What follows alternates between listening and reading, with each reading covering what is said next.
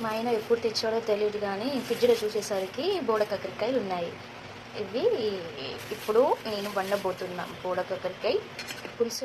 ఇట్లా ఉన్నాయి కదా, ఇవి ఇట్లా క్లీన్ చేసుకోవాలి. ఫస్ట్ వేడి వాటర్లో వేస్తే ఇది వస్తుంది అన్నమాట. వాటర్ వేడి అయ్యాయి, ఇందులో బోడ కాకరకాయలు వేసి క్లీన్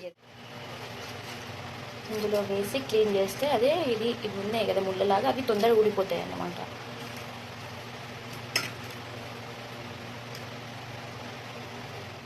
చింతపండు నానబెట్టుకోవాలి, ఒక హాఫ్ అన్ అవర్ ఇప్పుడు ఆనియన్స్ కట్ చేసుకోవాలి. నెక్స్ట్ పచ్చిమిర్చి కూడా కట్ చేసుకోవాలి.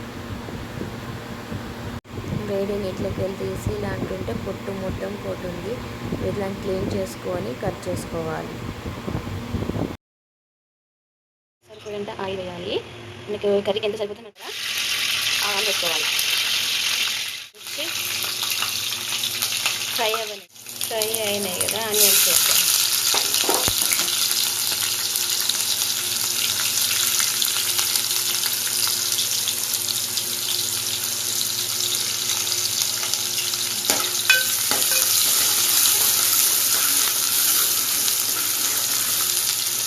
ఇంకా ఫ్రై అయినది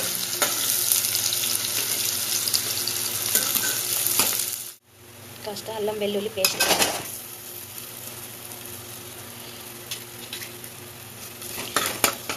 కలర్ వస్తుంది. ఆనియన్స్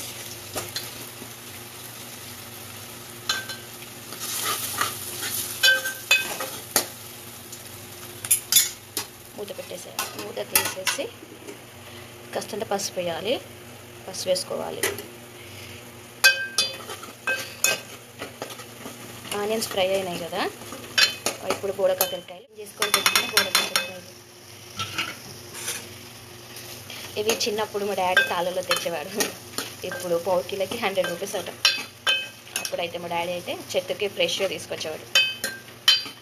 మా మమ్మీ ఎప్పుడు పులుసే పెట్టేది బోడ కాకరకాయ. ఫ్రై అయితే ఎప్పుడు ట్రై చేయలే, చూద్దాం. పులుసు అయిపోయినా నెక్స్ట్ ఇంకోసారికి ఫ్రై చేద్దాం. బోడ కాకరకాయ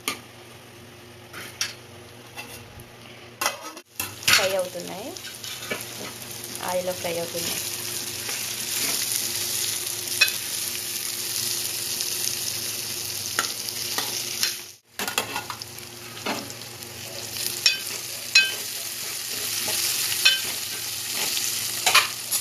ఇప్పుడు కారం వేసుకుందాం. కారం ఎంత అంటే సరిపోయింది. మీరు ఎలా తింటారంటే అలా, కారం ఎక్కువగా తింటాం.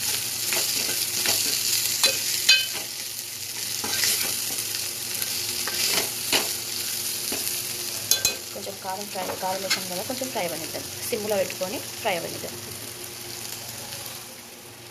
ఇప్పుడు సాల్ట్ 1 స్పూన్ సాల్ట్. చింతపులుసు పోస్తున్నాం.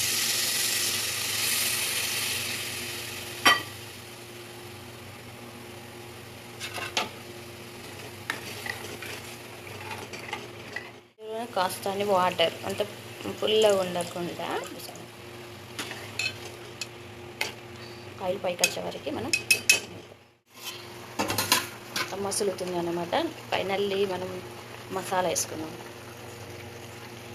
మసాలా ధనియాల పొడి, కాస్తంత కస్తూరి మెంతి, ఫైనల్లీ కొత్తిమీర.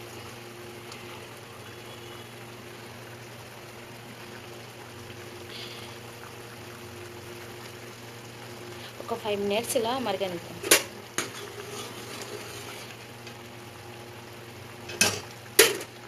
ఇప్పుడే స్మెల్ వచ్చేస్తుంది.